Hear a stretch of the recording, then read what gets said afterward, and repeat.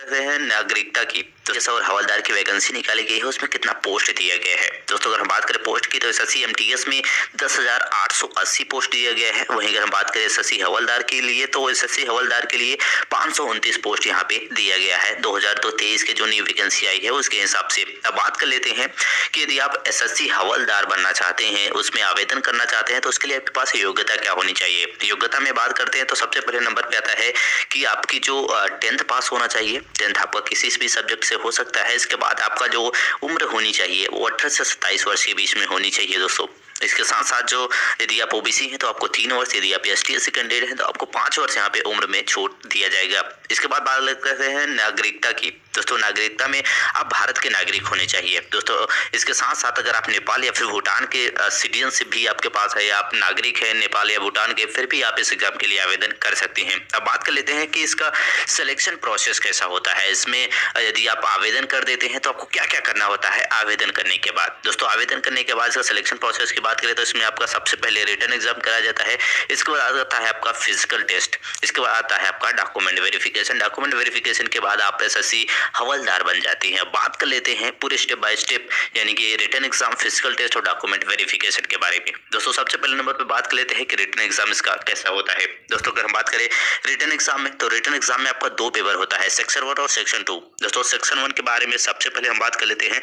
Section 1 में आपसे 40 question पूछा जाता है जिसमें आपको 120 मार्क दिया जाता है, यानी कि एक क्वेश्चन के लिए 3 मार्क यहाँ पे दिया जाता है। इस पेपर को हल करने के लिए आपको 45 मिनट का समय आपको दिया जाता है। दोस्तों इसमें आपको न्यूमेरिकल एंड मैथ एबिलिटी और reasoning ability and problem solving, इन दोनों से रिलेटेड पहला सेक्शन में आपसे क्वेश्चन पूछा जाता है। सेक्शन 2 की बात करें तो इसमें 50 क्वेश्चन पूछे जाते हैं जिसमें आपको 150 मार्क निर्धारित होता है। इसमें भी एक पेपर के एक क्वेश्चन के लिए आपको 3 मार्क यहाँ पे दिया जाता है। इसके लिए आपको 45 मिनट का टाइम दिया जाता है इस पेपर को हल करने के लिए। दोस्तों इसमें आपको जनरल अवेयरनेस और इंग्लिश लैंग्वेज एंड कॉम्प्रहेंशन, इससे आपको रिलेटेड इसमें क्वेश्चन पूछे जाता है इन सब्जेक्ट से। अब बात कर लेते हैं जैसे आप रिटन एग्जाम को क्लियर कर लेते हैं। अगर बात करें रिटन एग्जाम को क्लियर करने के बाद आपको फिजिकल टेस्ट के लिए बुलाया जाता है। दोस्तों फिजिकल टेस्ट में बात करें एसएससी हवलदार के लिए तो सबसे पहले इसमें आपको वॉकिंग कराया जाएगा। दोस्तों वॉकिंग जो आपका होगा वो 1600 मीटर के लिए 15 मिनट का समय यहाँ पे दिया जाएगा। यदि आप फीमेल है तो आपको 800 मीटर के लिए आपको लगभग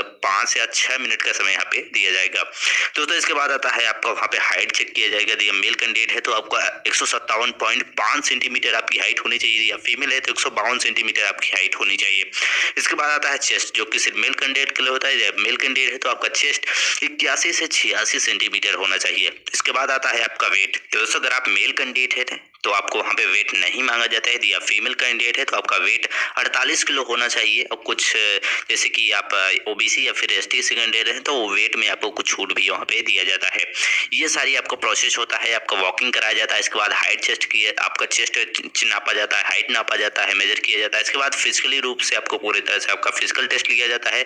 इसके बाद आपको डॉक्यूमेंट वेरिफिकेशन के लिए बुलाया जाता है। ये आपका लास्ट स्टेप होता है। डॉक्यूमेंट वेरिफिकेशन में आपकी 10th की मार्कशीट, आपके आधार कार्ड वगैरह जो भी वहाँ पे डॉक्यूमेंट्स रिक्वायर्ड होते हैं आपको सबमिट करना होता है। इसके बाद आप एसएससी हवलदार बन जाते हैं। तो ये पूरा प्रोसेस होता है, यानी कि सबसे पहले आपको एसएससी हवलदार की जो वैकेंसी आती है इसमें आवेदन करना होता है। आवेदन करने के बाद आपका written exam, physical test, document verification को क्लियर करने के बाद आप एक एसएससी हवलदार बन जाते हैं। बात कर लेते हैं इनकी सैलरी कितनी होती है। दोस्तों अगर हम बात करें इनकी स्टार्टिंग सैलरी, जो इनकी स्टार्टिंग सैलरी होती है लगभग, अगर हम भत्ते वगैरह को ऐड कर दे तो इनकी जो स्टार्टिंग सैलरी होती है वो 28,000 से 35,000 रुपए के बीच में इनकी स्टार्टिंग सैलरी हो जाती है।